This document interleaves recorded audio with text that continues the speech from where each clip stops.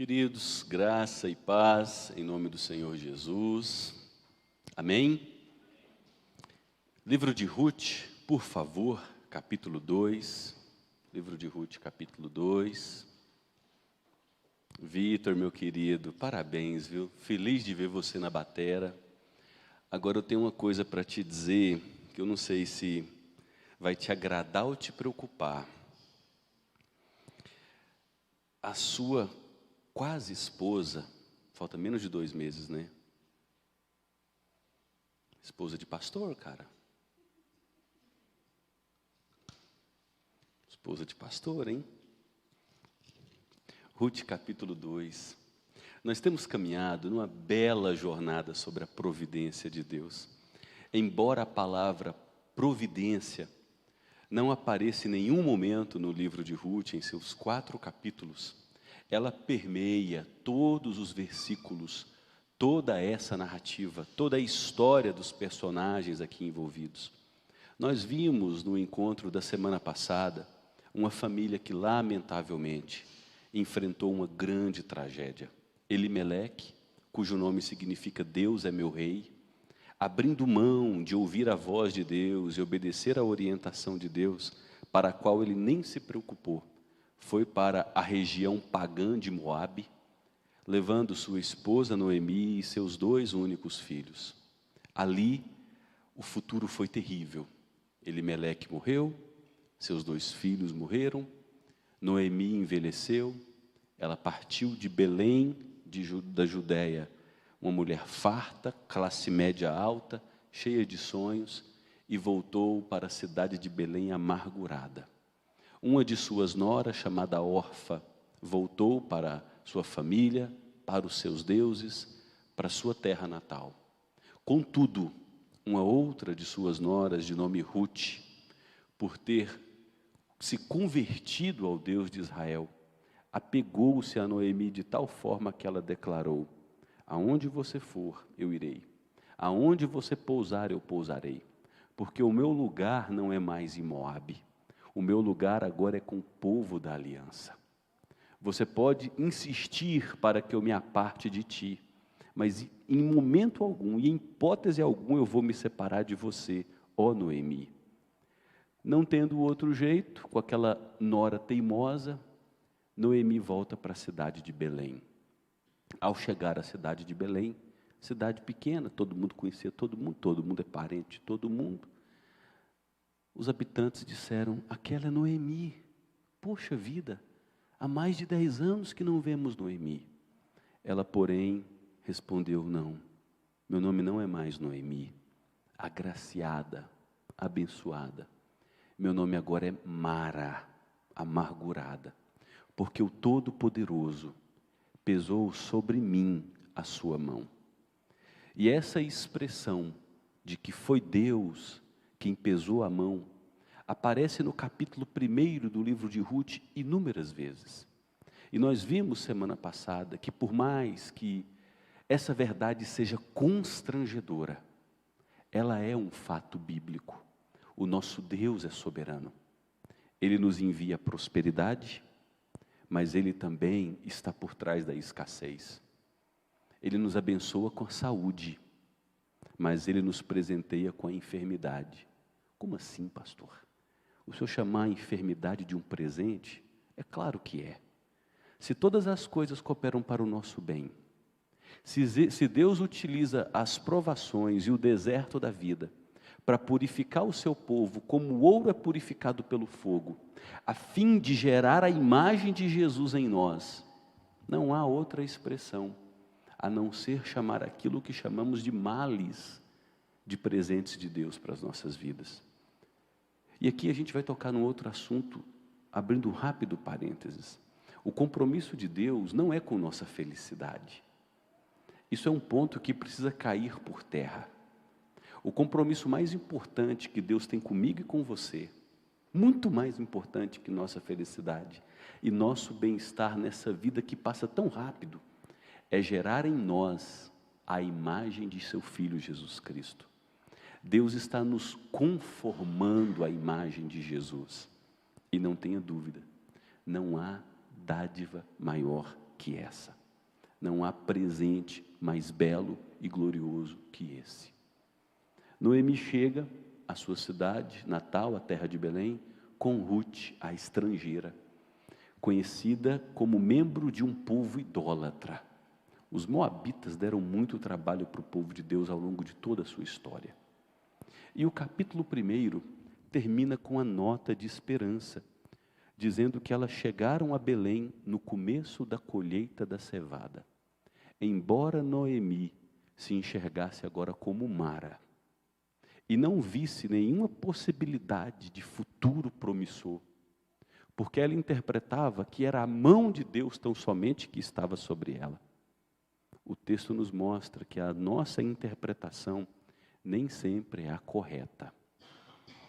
Deus estava por trás de toda a dificuldade que aquela família estava enfrentando, estava.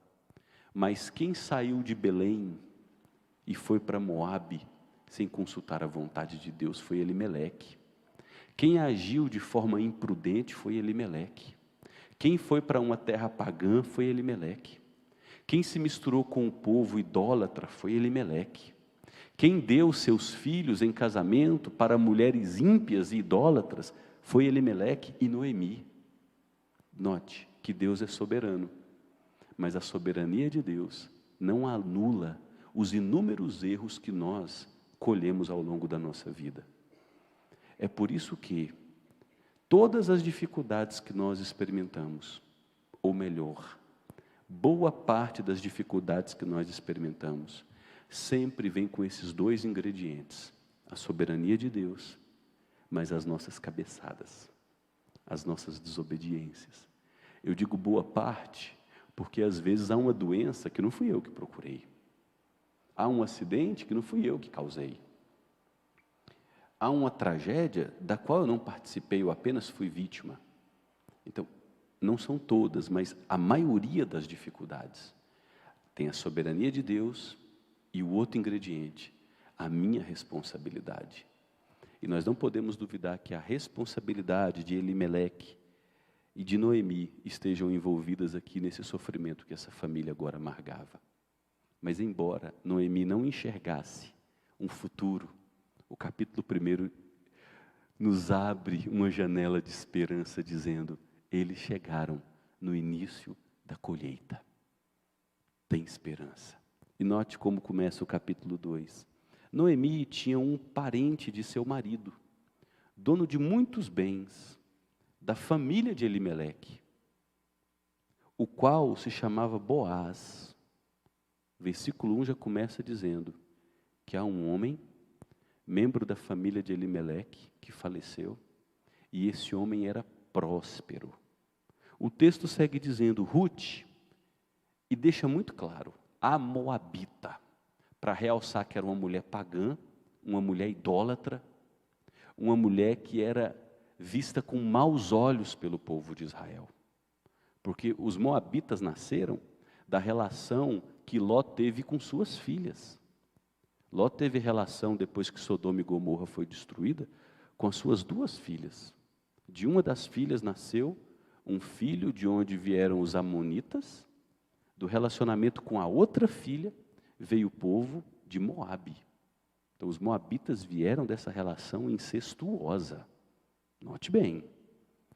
E o texto deixa claro que essa moabita disse a Noemi: deixe-me ir ao campo para apanhar espigas, atrás daquele que me permitir fazer isso. Ruth e Noemi possuía poucos caminhos diante de si. O primeiro deles, ir para a prostituição. Isso era uma possibilidade. Não havia segurança social naquele período. Se os homens morressem, os filhos morressem, ai daquela família. Caminho 1 era esse. Caminho 2, praticar a mendicância. Caminho 3, se submeter a um trabalho, a um subtrabalho, a um trabalho de condição a mais inferior possível, que era a lei da rebusca. A lei da rebusca foi estabelecida por Moisés, para justamente ajudar os pobres extremos a não morrerem de fome. o agricultor plantava e quando chegasse a época da colheita, ele deixaria as extremidades de seus campos sem colher. Quando os seus funcionários vinham fazendo a primeira colheita, aquilo que caía no chão não poderia ser recolhido. Então, tudo que caía no chão e as extremidades dos campos era destinado aos paupérrimos, aos miseráveis daquela época. E Ruth e Noemi, por serem mulheres íntegras, optaram por esse caminho. Me deixe ir até um campo para fazer a colheita da rebusca, porque era a época da colheita da cevada. Noemi, não vendo outra saída, um caminho melhor, disse: vá, minha filha. O texto segue dizendo no verso 3 que Ruth foi, chegou ao campo e apanhava espigas atrás dos ceifeiros. E note que expressão bonita aparece no versículo 3. Por casualidade, entrou na parte do campo que pertencia a Boaz, que era da família de Elimeleque. Enquanto Ruth realizava a lei da rebusca, sem ela saber, ela entrou na fazenda de Boaz, parente de seu sogro. Olha outra coisa que o texto segue descrevendo, no versículo 4. Eis que Boaz estava vindo da cidade de Belém e disse aos ceifeiros: que o Senhor esteja com vocês. E eles responderam: que o Senhor o abençoe. Depois, Boaz perguntou ao servo encarregado dos ceifeiros: de quem é essa moça? E o servo respondeu: essa é a moça moabita que veio com Noemi da terra de Moabe. Ela me pediu que a deixasse recolher espigas e ajuntá-las entre os feixes após os ceifeiros. Assim ela veio e ficou aqui desde a manhã até agora. Só parou um pouco para descansar no abrigo. Vamos pausar só por um pouquinho, porque há duas informações aqui de muita importância. A primeira delas, quem era Boaz?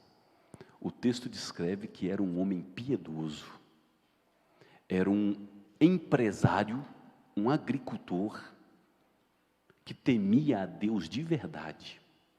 Note como ele trata seus funcionários: que a paz do Senhor esteja com vocês. Os funcionários, sabendo dessa integridade de seu patrão, de seu empregador, respondem do mesmo modo. Note um outro detalhe que o texto nos oferece. Boaz poderia ter visitado sua vasta fazenda, mas Deus o leva para aquele ponto, naquele horário do dia, onde ele teria em seu campo visual uma mulher de aparência diferente, porque os moabitas tinham uma fisionomia diferente. E por alguma razão, Boaz se interessa por aquela estrangeira, a ponto dele perguntar: quem é aquela mulher? Até aqui, tudo o que a gente viu, a nossa cultura tende a chamar de sorte. Que sorte, hein? Entrou na fazenda do rapaz. Que sorte, hein? O dono da fazenda chegou naquele exato momento. Que sorte, hein? Ele se engraçou com ela, se interessou por ela. Que sorte, hein?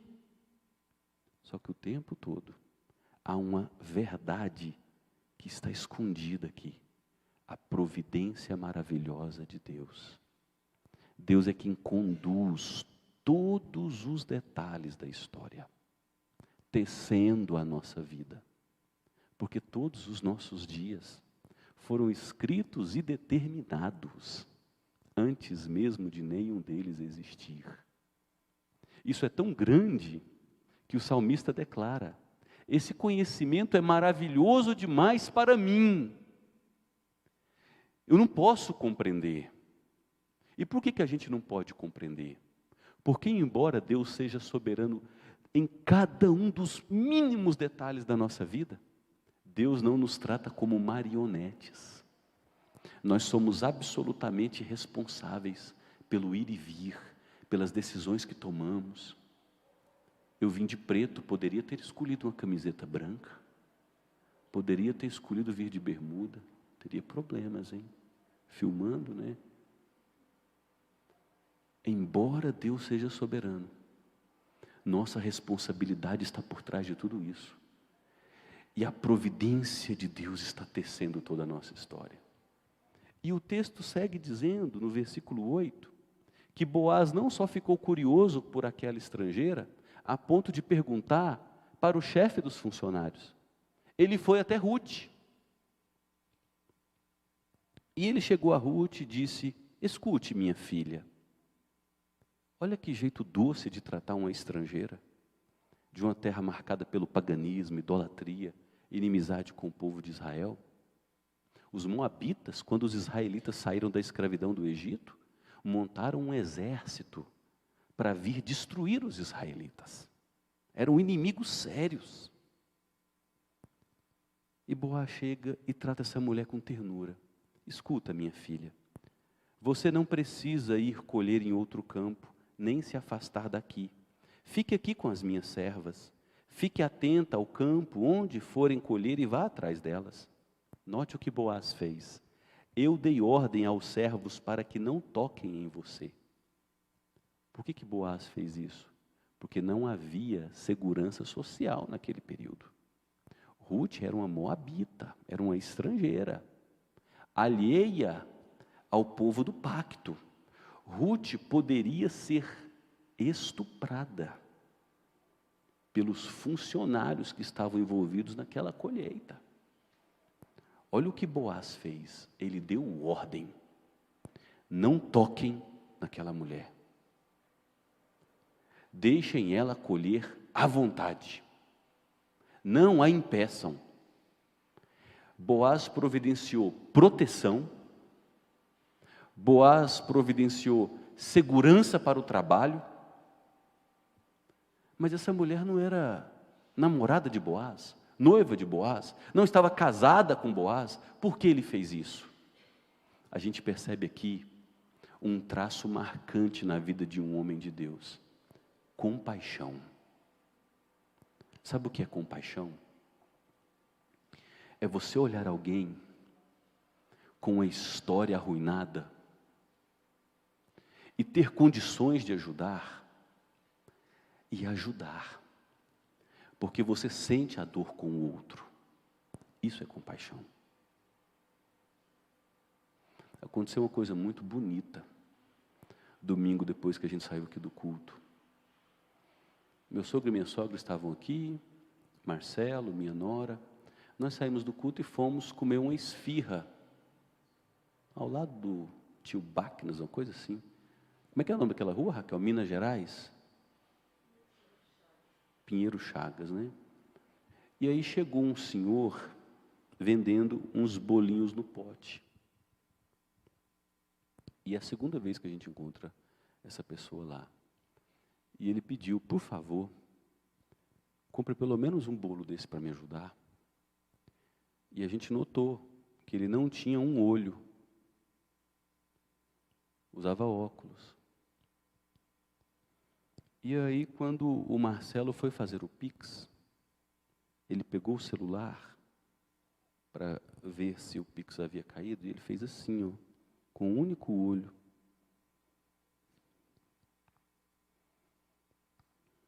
E aí eu disse: olha, esse menino aqui é oftalmo. Aí o Marcelo pegou o contato dele, no outro dia ligou para ele, procurou saber toda a história dele, descobriu que ele estava, naquele domingo à noite, pedindo para comprar uma torta, um bolinho dele, porque ele não tinha um centavo e precisava levar a filhinha dele para Brasília, porque ela tem um problema na visão. E olha que coisa bonita. O Marcelo se prontificou a cuidar dele, a cuidar da filha dele. Isso é compaixão. E esse é o mínimo que a gente precisa fazer.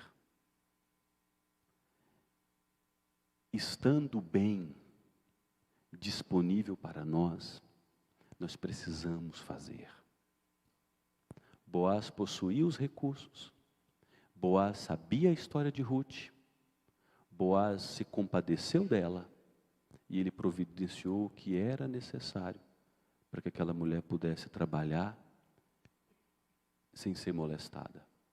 E o texto diz mais: quando você ficar com sede, vá até as vasilhas e beba da água que os servos tiraram.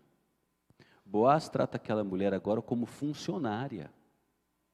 Ela não é um mendigo, ela não é um pedinte, ela é um ser humano, criado à imagem e semelhança de Deus. E Ele confere a ela dignidade, como todo ser humano possui dignidade. E Ele diz mais, o texto segue dizendo no verso 10, que diante dessas ações de Boaz, Ruth se inclinou e encostando o rosto no chão, note que cena humilde, estamos diante de um ambiente de colheita, poeira, terra, e essa mulher estrangeira, diante daquele gesto, ela coloca seu rosto no chão, não é piso de porcelanato, é terra, e nessa atitude de extrema gratidão, Ruth, sem compreender, faz uma pergunta sincera: por que o Senhor está me favorecendo? Por que o Senhor se importa comigo? E olha o que ela diz: eu sou uma estrangeira. Por que o Senhor está fazendo isso?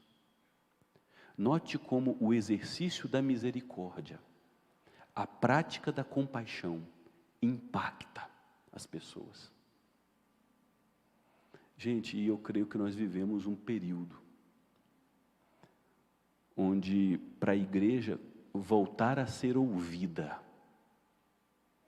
é necessário que nós pratiquemos a misericórdia e a compaixão, deixando claro que não queremos nada em troca. Porque a misericórdia, exercida no dia a dia, ela grita, impacta o coração, constrange a consciência. Imagine a Patrícia. Tem uma colega do trabalho que é uma professora. Imagine uma viúva com alguns filhos. E essa mulher pegou uma dengue. E a gente sabe que vai ficar uns 3, 4 dias acamada. Imagine o impacto de, sem avisar, sabendo que ela está acamada com 3 crianças, um caos em casa, a Patrícia chegar, porque convive e conhece ela, visitá-la e falar: não, eu vim aqui buscar a sua roupa, eu vou levar para a minha casa, porque eu já vou lavar a minha roupa, vou lavar a sua e dos seus meninos também. Você não tem força para isso. Ou imagine: ô fulano, eu sei que você está acamada, não preocupa com o almoço amanhã, eu vou levar para você e para os seus meninos. Imagine o impacto disso. Imagine uma família enlutada, quando a vida da noite para o dia ficou de perna para cima. E você começa a mandar gestos de amor, não falar muita coisa, porque diante do luto não tem muita coisa o que falar. A gente não tem muita ajuda verbal para oferecer. Mas imagine ações de compaixão, com regularidade. Não só a primeira semana, porque o luto, para algumas pessoas dura 6 meses, para outras vai até 2 anos. Imagine gestos perseverantes de compaixão. O impacto disso. Esse foi o impacto que Ruth sofreu. Por que o Senhor está fazendo isso? Eu sou uma pagã. Eu sou uma estrangeira. Note a resposta de Boaz. Já me contaram tudo o que você fez pela sua sogra. Depois que você perdeu o marido, eu sei que você deixou seu pai, sua mãe, e a terra onde nasceu, e veio para um povo que antes disso você não conhecia. O Senhor lhe pague pelo bem que você fez, que você receba uma grande recompensa do Senhor, Deus de Israel, sob cujas asas você veio buscar refúgio. Nossa, eu queria ser a metade desse Boaz. Que Que homem, viu? Que homem. Que homem. Eu estou agindo assim porque é o mínimo que eu posso fazer diante do que você fez. Nada do que eu faça por você chegará à altura do que eu soube que você fez. Você deixou seu pai, sua mãe, o conforto da sua terra e veio acompanhar sua sogra, velha, empobrecida, com um futuro sombrio de perspectivas pela frente. Tudo isso porque você veio se abrigar sob as asas do nosso Deus. Você veio aqui tendo fé. E aí Boaz faz uma oração por Ruth. Ele diz que você receba uma grande recompensa do Senhor. E mal Boaz sabia que sua oração seria ouvida, com a vida dele sendo usada como resposta.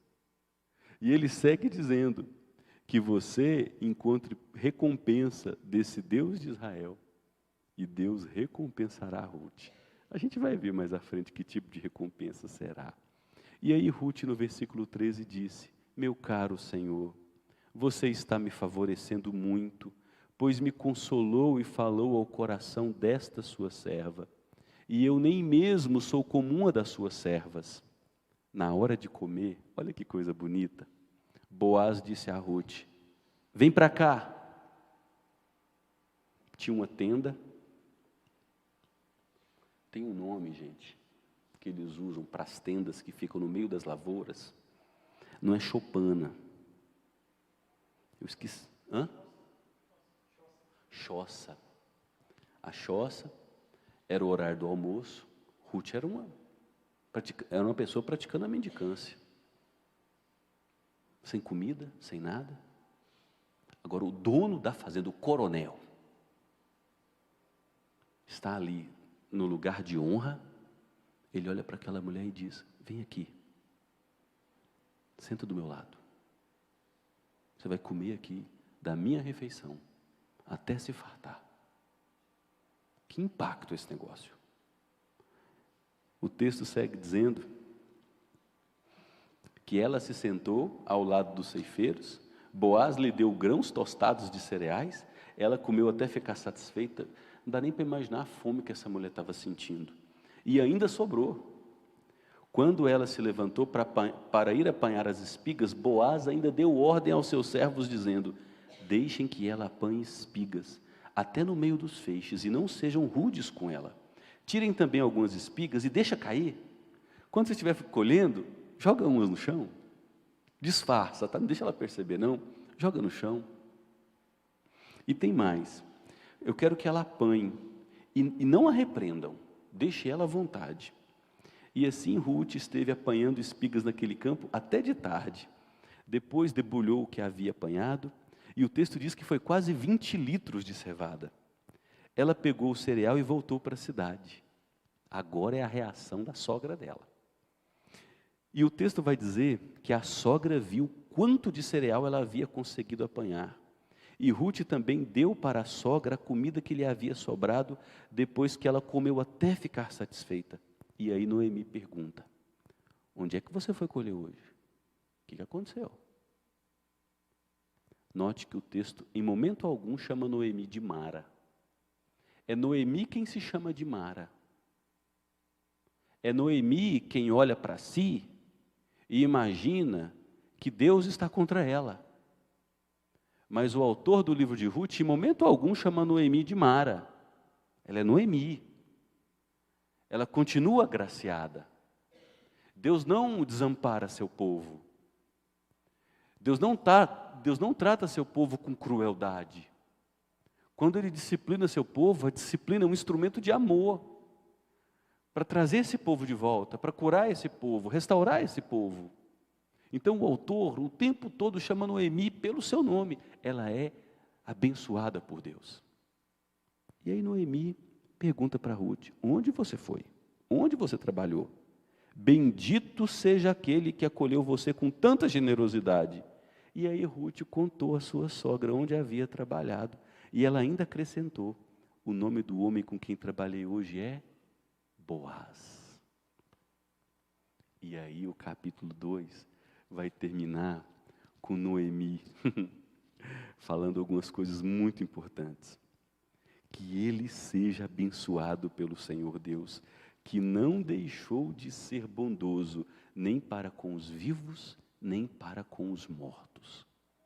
Por que Noemi usou essa expressão?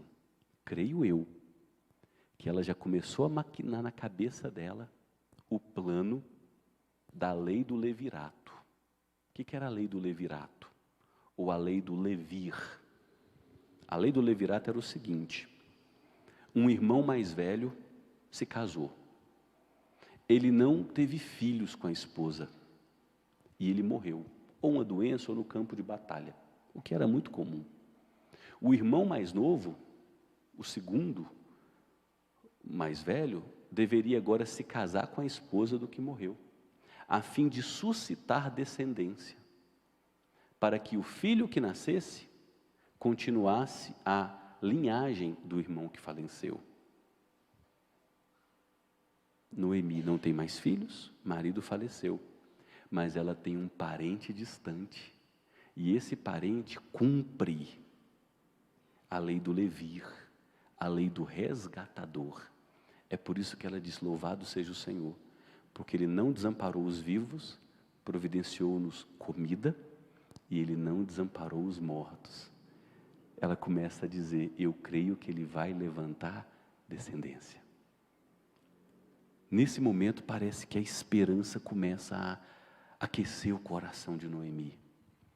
E ela acrescentou dizendo: esse homem é nosso parente chegado, e é um dos nossos resgatadores. E aí Ruth, como uma nora humilde e uma boa ouvinte, disse: ele também me disse que eu posso continuar lá, até que eles terminem de colher. E Noemi disse: é melhor mesmo, vá com as servas dele. No outro campo, algum homem poderia te maltratar. Assim Ruth ficou na companhia das servas de Boaz, para apanhar espigas, até que a colheita da cevada e do trigo se acabou, e continuou morando com sua sogra. E aí termina o capítulo 2. Mas o capítulo 2 não termina simplesmente de um jeito sem graça. O capítulo 2 termina dizendo: tem coisa boa vindo por aí. Olha, Deus providenciou um resgatador. Deus levantou um parente distante, para aquela que enxergava que a mão do Todo-Poderoso era somente pesada, e não mais doce, e não mais graciosa. Essa que se auto-intitula Mara, Mara, Mara, continua sendo vista pelo Todo-Poderoso como agraciada, como abençoada. Tem coisa boa vindo por aí. Deus providenciou comida para mulheres famintas, dignidade para mulheres empobrecidas. E Deus agora providenciou a esperança de um levir, de um resgatador, para cuidar dessas mulheres enquanto vivas e amparar os que morreram. Percebe a providência de Deus? Que coisa bonita. O que a gente aprende com esse capítulo 2 de Ruth? Tantas lições bonitas. A primeira delas, gente, é que não há casualidade em nossa história. Não há sorte. A nossa vida não é um jogo de dados, que Deus joga os dados para ver o número que vai sair. Não. A nossa vida é uma cadeia de acontecimentos milimetricamente tecidos na tapeçaria do nosso Senhor, como uma obra muito bonita. Todos os detalhes da nossa vida tem o Criador do universo, o Senhor da história por trás. Todas as coisas. A aprovação no concurso, a enfermidade. A desaprovação na prova, a vitória em outra área. A perda de alguém, a chegada de um filho. Tudo na vida. Os pequenos detalhes. E se você for honesto e um pouco perseverante em estimular a sua memória, você vai olhar um pouquinho em retrospectiva e vai dizer: uau!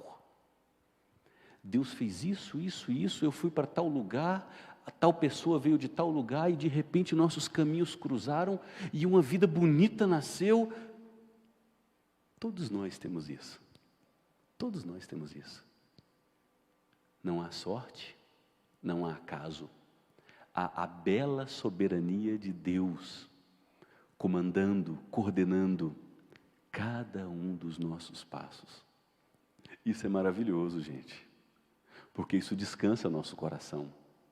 Descansa nosso coração porque as Escrituras revelam que nós não somos mais criatura, nós fomos feitos filhos amados, que Deus possui um amor avassalador, constrangedor, intenso por cada um de nós, a ponto de o próprio Jesus afirmar: se os pais cuja natureza é caída em pecado dá coisas boas aos filhos, imagine o que o meu Pai fará por vocês, que tem tanto valor aos olhos dele. Imaginem. Então a doutrina bela da providência de Deus nos convoca ao descanso, nos convoca à gratidão. Gratidão em que sentido? E em que momento? Gratidão em todos os sentidos e gratidão em todos os momentos. Veja bem, o Rafael pregou domingo e disse que ele e Cleia planejaram montar um restaurante na cidade de Niquelândia. Mal sabiam que, pouco mais de um ano, a mineradora que oferecia mais de 5.000 empregos fecharia. Que coisa ruim, né? Essa coisa ruim trouxe a família para Anápolis. Essa coisa ruim me trouxe para cá.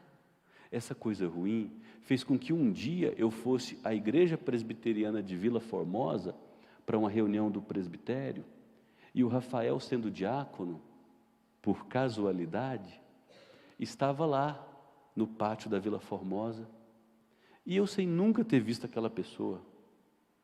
Cheguei, conversei, e de repente ele falou: ah, eu já fui não sei de onde, e eu não me lembro. Eu falei: volta para Setor Sul.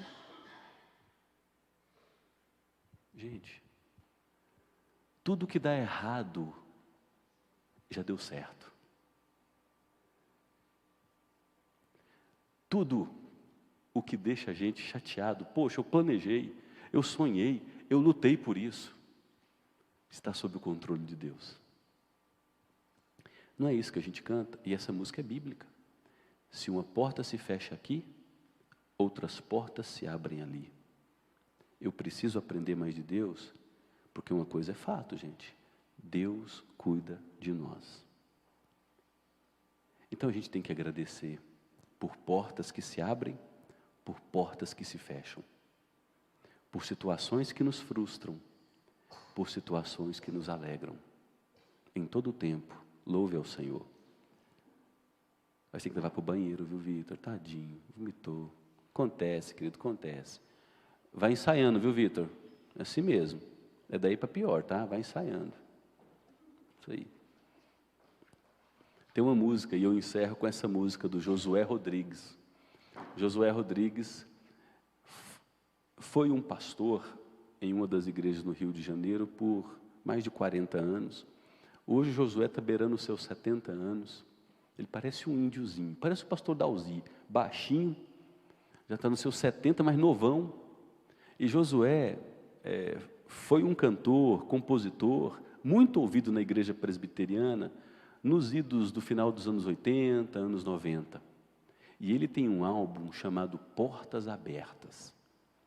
Portas Abertas, vale a pena vocês ouvirem esse álbum do pastor Josué Rodrigues. E em uma de suas músicas ele diz: portas que se abrem são iguais às que se fecham, se abertas ou fechadas por Deus. Portas que se abrem são iguais às que se fecham, porque foi Deus que abriu, foi Deus que fechou. E diante de tudo isso, eu sei que todas as portas, as abertas e as fechadas, cooperam para o meu bem. Diante disso, o que a gente faz? Agradece. Que bom saber que Deus está por trás da minha vida. Que bom saber que Deus me fez conhecer uma menina no final da minha adolescência, que me convidou para vir para um acampamento, período de carnaval, numa igreja de crente, que eu nem queria saber de crente, e ali Deus me alcançou. Que bom saber que aquilo que nós chamamos de acaso faz parte dos projetos designados desde a eternidade para realçarem a glória de Deus e contribuírem para o nosso bem. A gente tem que descansar, gente. Porque nem altura, nem profundidade, nem coisas do presente, nem coisas do porvir, nem poderes, nem soberanias, nem enfermidades, nem morte, nem qualquer outra criatura pode nos separar desse amor de Deus, que está diante de nós, do nosso lado direito, esquerdo, em nossa retaguarda, e habitando em nós pelo Espírito Santo, que é o penhor, a garantia de que a nossa salvação será completamente consumada pelo nosso Senhor Jesus Cristo. E nós veremos que o nosso Senhor Jesus é o levir por excelência. O nosso Senhor Jesus é o resgatador, para quem Boaz, como resgatador, aponta. O nosso Senhor Jesus nos resgatou da idolatria, como estrangeiros, alheios às suas promessas, e nos enxertou no Israel espiritual. Nos tornou filhos de Deus, fomos feitos irmãos de Jesus, que é nosso irmão mais velho, habitados pelo Espírito Santo. Mas isso aí é assunto para o próximo encontro. Estou dando muito spoiler. Aí, terça-feira que vem, se Deus permitir, nós veremos o que aconteceu no capítulo 3, sabe? Uma mulher se oferecendo de um jeito muito inusitado, sabe? Uma mulher se oferecendo de um jeito assim, atípico. E o que isso significou? Terça-feira que vem, se Deus quiser. Mas até lá a gente pode ficar contente pelo fato de que nossa vida não é um jogo de dados. Tem um Deus soberano por trás de nós. As portas que se fecham são iguais às que se abrem, se abertas ou fechadas por Deus, porque Ele nos ama. Ele tem um projeto maior que nossa felicidade. Ele está nos conformando à imagem de Jesus. E não há nada melhor que isso. Não há nada mais glorioso que isso.